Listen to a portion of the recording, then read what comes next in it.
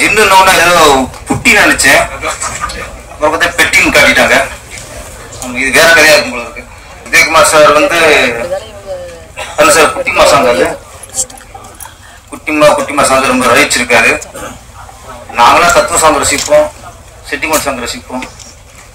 Vijayakumar sir தான் அந்த குட்டிமா மாதிரி சாங் ரசிப்பார். அவரு அப்டேட்ல இருக்காரு. செருமணி சார் ஒரு ரகசியத்தை சொன்னாரு, பத்தி நானே அதை கத்துக்கிறேன். கதாநாயகன் செல் பண்ணும்போது நாங்க கண்ணை பார்ப்போம், அப்புறம் சிரிப்பா பார்ப்போம்னா. இப்ப தெரியுது ஏன் அந்த ரோஜா மேடல செல் பண்ணான்ட்டு. சிரிச்சா அவ்வளவு அழகா இருக்கும், மல்லிகைப்பூ மாதிரி இருக்கும். அந்த சிரிப்பு உள்ளவே நீங்க செல் பண்ணிருக்கீங்க. படத்துக்கு மட்டும் இல்ல, லைவ் செல் பண்ணிட்டாரு. எந்த அளவுக்கு உங்க சிரிப்பு கலந்து இருப்பாரு.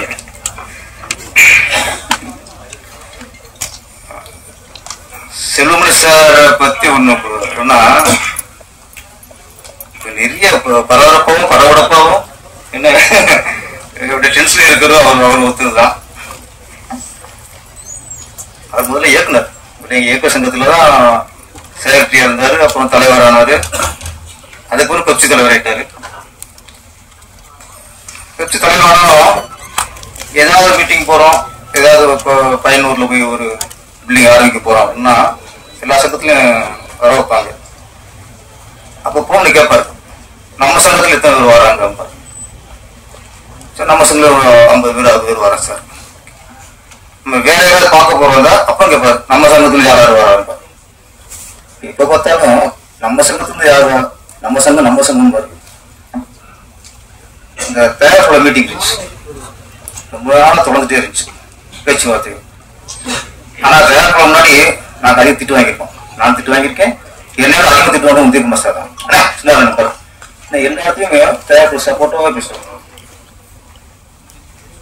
ஒவ்வொரு வாரத்திலையும் தேவைப்பட அக்கறையில தான் அவரு எங்களையும் படிச்சிருக்காரு. உங்களோட எல்லாம் பேசியாச்சு, அந்த புரிந்துணர்வு ஒப்பந்தம் ரெடி பண்ணியாச்சு, எங்களுக்கு வந்துருச்சு. இப்ப மறுநாள் கையெழுத்து போடும். நைட்ல படிச்சு பார்க்குறோம், உதயகுமார் சார் படிச்சு பார்க்குறாரு. நைட்டு நான் 2 டிஸ்கஸ் பண்றோம். அது ஒரு பாயிண்ட் இதை கொஞ்சம் பேஸ்ட் அப்புறம் கையெழுத்து போடலாம் அப்படின்ட்டு தலைவர் சுட்டாரு. நானும் ஓகேன்ட்டேன். மறுநாள்